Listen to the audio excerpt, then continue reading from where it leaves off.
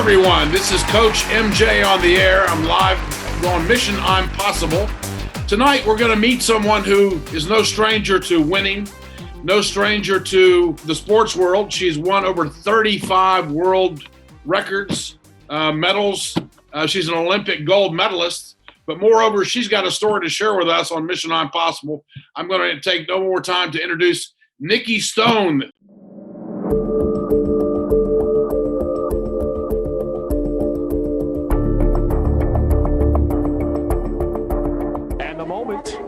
That she's been waiting for. A chronic injury had left her so that she could not even stand. She knows if she hits this jump, she's going to be awfully tough to beat. Much less walk. Lay tuck full, single twisting, triple somersault. Much less ski.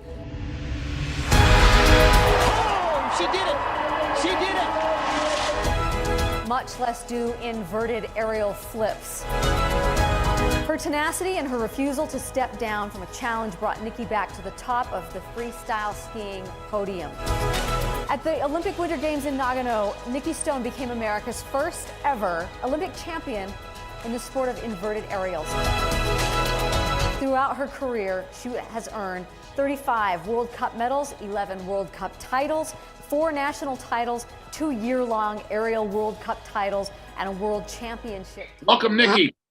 Hi, how are you? It's great to be here.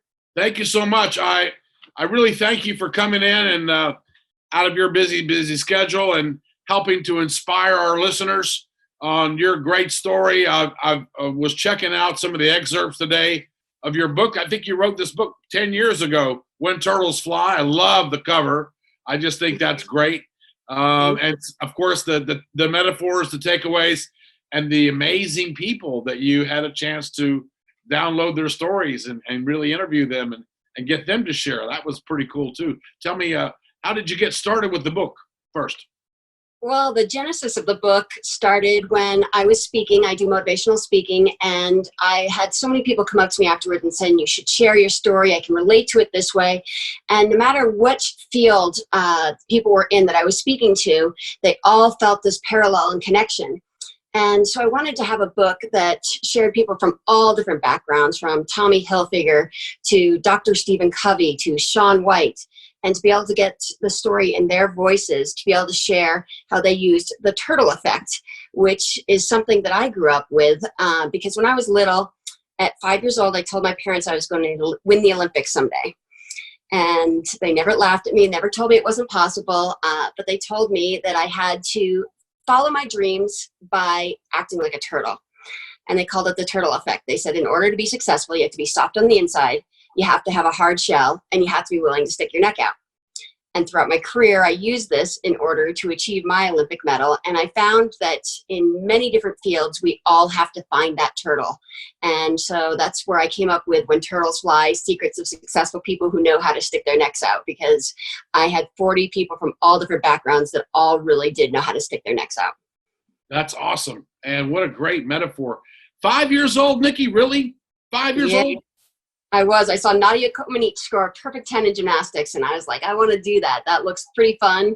So I built my own podium out of tables and chairs and stood on top, and that's when I said, I'm going to win the Olympics someday. Oh my gosh. I'm sure that makes everybody's hair go up on their skin. It certainly did to me when I heard you say that. And I can imagine a 5-year-old, wide-eyed, having no idea what's possible, what's not possible, declaring, that's my vision. I see it. That's what I'm going to do. And you built the podiums to practice your acceptance speech. Exactly. I thought of my anthem playing for me.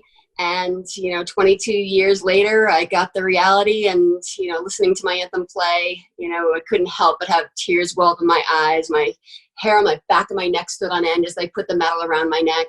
And to have that dream become a reality 20 some odd years later, it really showed me the drive I had and really the support I had from my parents, because there's not many kids that say I'm going to go out there and do this outlandish thing and have their parents say, okay, I believe you can do it. I would say, I'm just trying to do the math here, there's about 7+ billion people on the planet. If we take the law of percentages on how many people win a gold medal and then we divide that by the population, I think that's a lot of zeros. Yeah. Yeah. So yeah, I that's one thing I share on the back cover of my book is that you're more likely to win the lottery than the Olympics. And oh, you know what? I think I read that from you. That's right. Yeah. So it was certainly an honor and something that I cherish. Yeah, well, I mean, we're all. In fact, I remember these Olympics and this award and you, and so many years later, now I have a chance to. I had to let Letterman and all these other people talk to you first, just to kind of get it out there. And now you're here on Mission Impossible. So we're really flattered. I had to work up the ranks. Yeah, well, you know what? We're just really grateful that you're here. And Nikki, looking at your career, and I was reading about you. I mean, you're somebody who's on Wikipedia. There's a lot of information on the internet about you. One of the things that we wanted to speak to you about tonight was, of course, having the great medal put around your neck and having all these other accolades were all really nice, wonderful, fantastic. But there was a particular dark day on your journey where maybe you were told possibly this might not ever happen. Could you elaborate on that? Yeah, I actually had a what I thought was a muscle spasm at the time. And, with aerial skiing, we go off these jumps, flipping and twisting off a 10-foot tall ramp, flip and twist up to 50 feet in the air and land on a 45-degree steep hill. And you're doing this time and time again. And so I started feeling this muscle spasm throughout the year, 2 years before the next Winter Olympic Games. And I wanted to be first in the world, and the girl who was in first place in the world didn't make it to finals. So I knew it was my chance to be able to pull ahead of her in a contest in Germany. And in the practice, I felt this great pain in my back on my first jump. And I went to the bottom of the hill, I collapsed and found that I couldn't bend forward in order to stand up. And my physical therapist came over to me after a while and said, "There's 5 minutes left of training. What do you want to do?" And I looked him straight in the eyes and I said, "I want to jump." And he literally had to pick me up onto my feet because I couldn't bend forward in order to stand up. And I went back to the top of the hill, with tears streaming down my face. I went and took another jump. And little did I know it would be the last jump I'd take for a long time. Because as I went off the apex, the peak of the jump, I felt like I had 10 knives stabbing me in my lower back. And it's the type of pain that would drop someone to their knees. And I was 35 feet in the air upside down. And I don't know how, but when your life's in jeopardy, your body goes into autopilot. And I managed to get around to my feet. And this time on impact, I just collapsed. There was no way I'd be able to hold my body up with that type of pain I had. And I slid to the bottom of the hill and found that I couldn't move more than 2 inches in any direction. And when I finally did go and see the doctors, I went and saw 10 different doctors. And each doctor told me that the injury I had was called a internal disc disruption. And they said I basically scrambled the inside of my back like an egg. And then the outside it had leaks and it was malformed and it was pressing on nerves. And each of the 10 doctors I saw told me that, "Nikki, you are never going to jump again. And in all likelihood, you'll never go back to skiing again." And this was telling this to a girl who had a dream for 20 plus years about going and winning an Olympic medal. And it was devastating. I hit such a rock bottom, to a point where I was depressed. I tried every exercise and procedure possible, including injections put into my back to try to rejuvenate the nerves. They did acupuncture, massage therapy, physical therapy. They even went to the point where they were going to burn the nerves in my back to take away the pain because I couldn't sit for more than half an hour or stand for more than 5 minutes. And I really started to spiral down, and I didn't know if I'd be able to come back to any sport at that point. Nikki, can I just ask you a question? Did these doctors, you say you saw 10 different doctors, obviously you didn't like what the first one said or the second one or the third one, so I can do the math. But did any of them tell you that, well, you see, young lady, it's because of the sport that you do and the body wasn't made to do what you do, and so you basically, through your sport, you've done it to yourself? Did they make you believe this? Oh, most definitely. My injury actually wasn't from a crash. It was from the compression of landing my jumps over time. So I was actually doing too well in the sport, and all the compression, you're going 50 feet in the air, landing, jumps time and time again was compressing the discs in my back. And it was one of the greatest reasons. They said, you know, you're not coming back to the sport. And for me, it was never a question.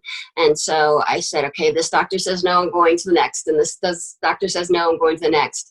And it was finally the 11th doctor I saw. And he said, I think you can come back from this injury, but it was going to take a big risk. And it wasn't only a risk on my part, it was a risk on his part too, because I could seriously injure myself and blow out my disc completely.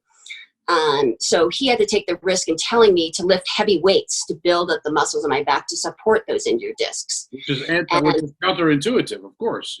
Exactly. And it was incredibly painful. And he told me it's going to be painful. It's going to be a big risk. And the one thing that helped me get through it was a quote by General George S. Patton that I read that said, success is how high you bounce when you hit rock bottom. And I used to take a super ball with me, and every day I'd go into the gym, I'd bounce that super ball and remind myself to have that turtle's hard outer shell.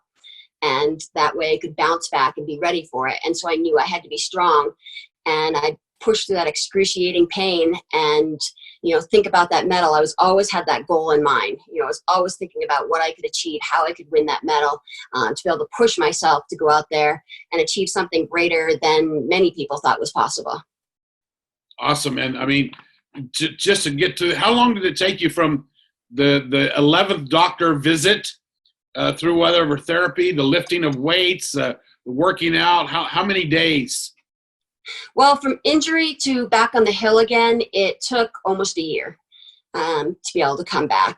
And, you know, there were phases all along the way that I kept going in order to achieve that Olympic medal.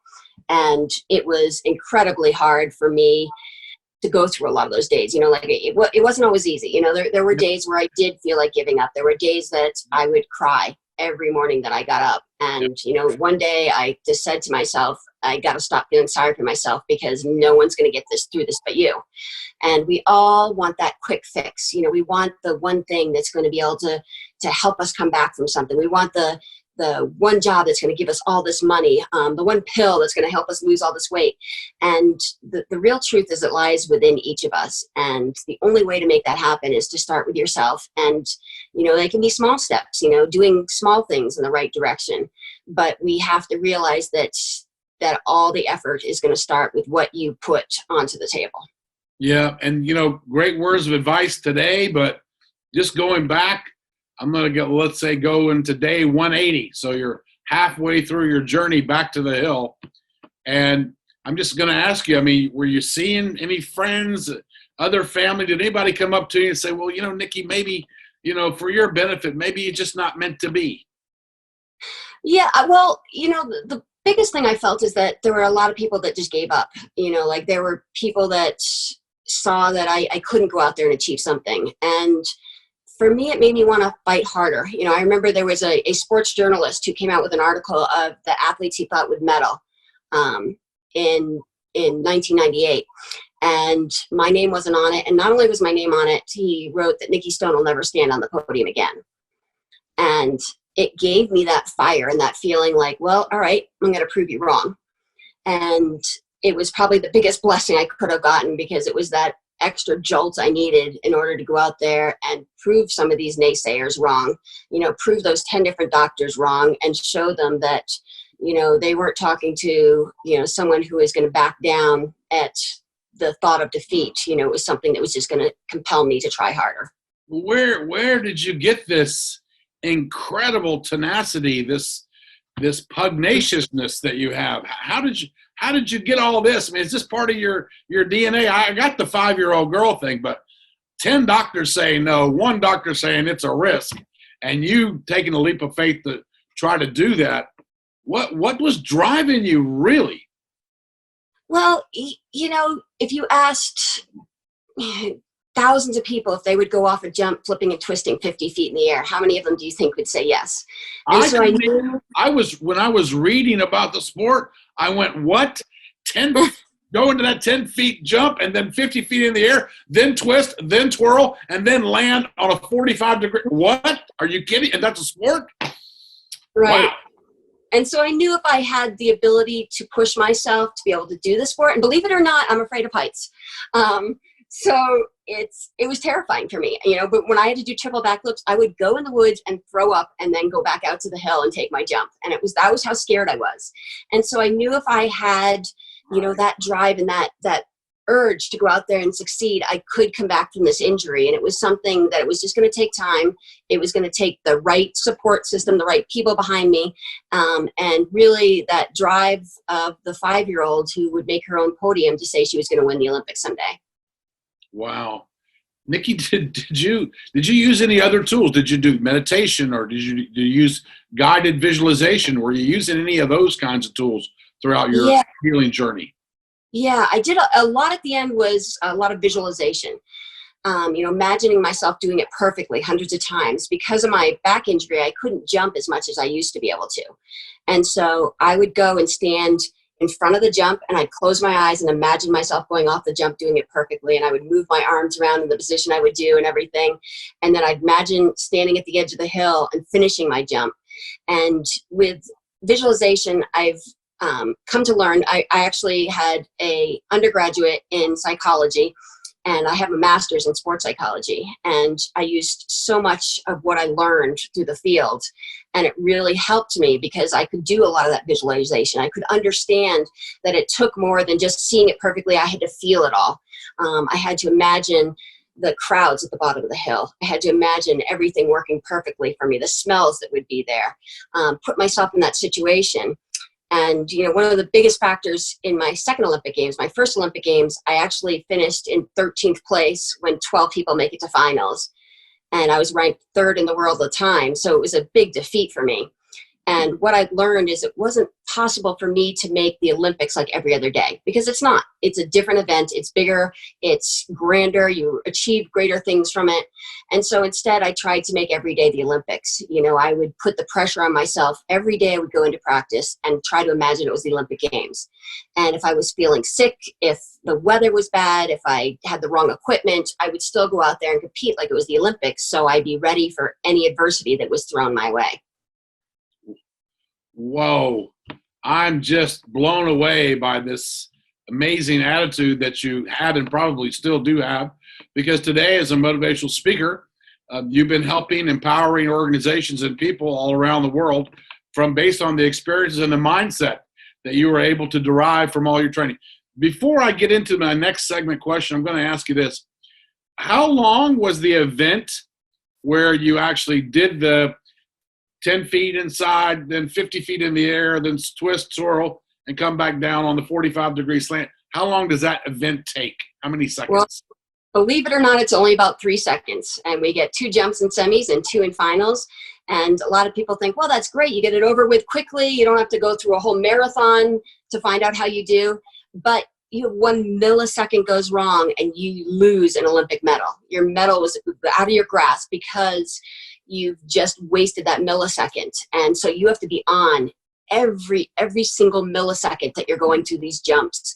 And if not, you're waiting another 4 years to the next Olympic Games. And I didn't have another 4 years because this was my last shot with my spinal injury. And being one of the most winning world-class skiers ever, and having that event, which takes less than 15 seconds, if you say 3, okay. But at the end of the day, how many hours did it take you to prepare for those critical seconds that got you the gold? Yeah, endless number of hours. This was my job. It was, you wake up at 6 a.m.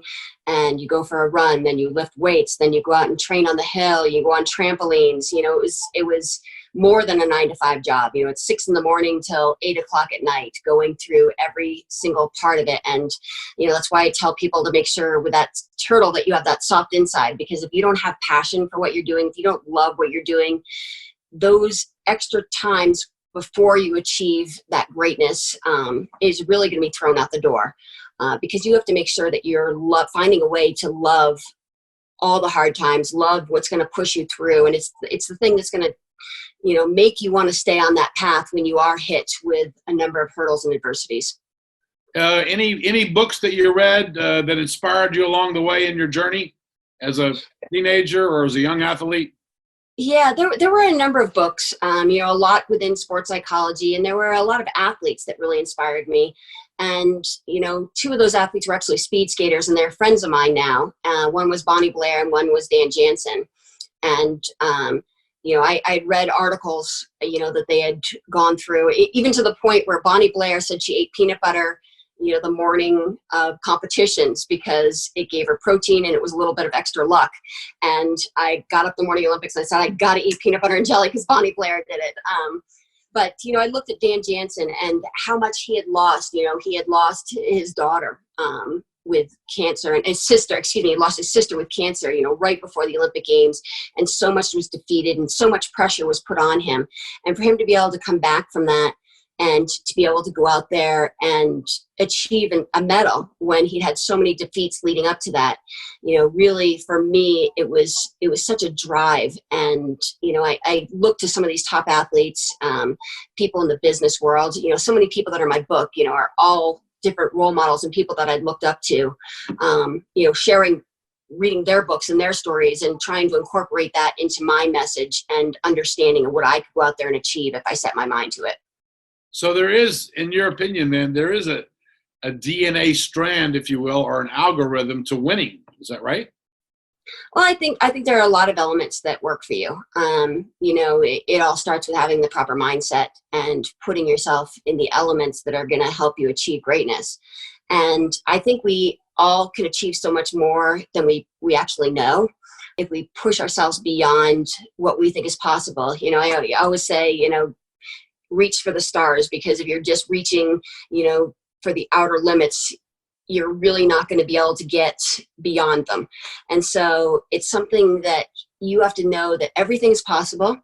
So mission I'm possible, to go out there and push yourself, because you're only going to achieve what you set your goals to. If you sit there and say, I want to go out there and I want to make it onto the US ski team, that's probably as far as you're going to go.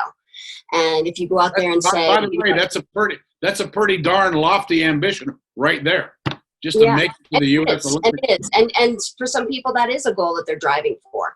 But if they want to push themselves to achieve something greater, then they have to dream of it. And it's one thing I learned with sports psychology is the people that are most successful are always pushing for higher things. So if you don't achieve every goal you've ever set out for, it's okay. And if you reach all of them, it means you probably didn't set your goals high enough. Like Bonnie Blair is a friend of mine, and we went to an event and I pulled my medal out of my box and she pulled a suitcase out with all her medals. And so there's always things greater that you can achieve. So we have to keep pushing ourselves and understand that sometimes we're not going to reach those goals, but if we don't push beyond, the lower levels, that's all we're going to go to. Well said. I'm going to ask you now just to kind of comment, because we're taping the show in the midst of COVID, which has taken over the planet and disrupted the lives of normalcy. And today, more people are lost about what's going to happen in the future and what's going to be their world 6 months from now, a year from now. What advice could you give people who are looking for answers? Yeah, and I can relate, just because I've had greatness on the athletic field or in an athletic classroom or even speaking doesn't mean that I don't have hurdles and adversities and challenges myself. And so I'm in the same boat with everyone else. And the thing I try to do is keep that positivity and keep pushing myself. I was in a contest in Iwashiro, Japan, and it was my first year on the tour. And we went out to compete, and the weather was terrible. They didn't know if they wanted to hold the contest, and a fog had settled over the site. And they decided they were just going to hold the women's contest.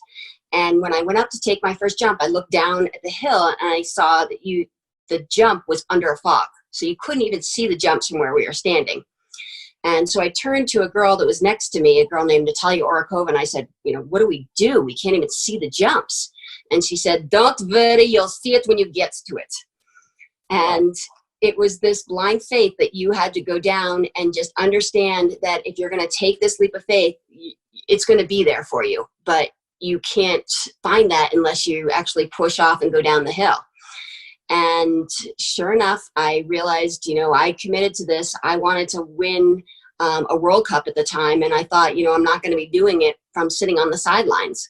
And so I pushed off, and sure enough, you'd get about 25 feet in front of the jump, and you could make out the lines of the jump, and you would go flip and twist into the fog or the clouds in the sky. And about an hour and a half after that first jump, I went out there and I won my first World Cup. And I realized how important it was to, even though we can't see the answers, and it's really true with COVID, there's so many unknowns right now.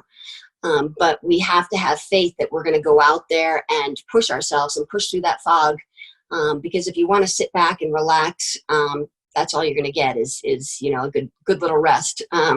But if you want to go out there and achieve something great, it's only going to happen if you push off and go down that hill.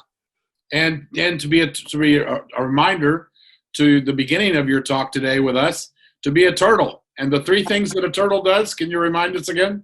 Yes, you have to have a soft inside, you have to have a hard shell, and you have to be willing to stick your neck out. And so that was one of my moments of sticking my neck out. And, I've had to do it time and time again within my sport. And it's really helped me excel and understand, different ways that I could achieve greatness.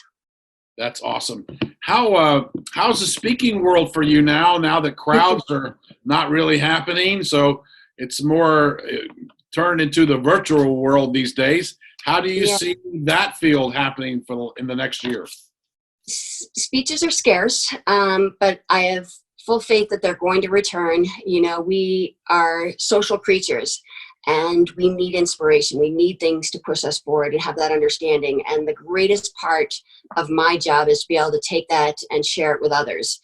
It's great to have something, that you're successful with it yourself, but to be able to share that success and see other people thrive under those conditions, is the best part of my job. And I have full faith that it will return. It's going to take a little time. There are some speeches I've done online, but it's nothing like being able to see the audience and seeing it impact people and have them come up to you afterwards and say they're going to change something in their life because of something you said. Yeah, that's a very rewarding part of it, I'm sure.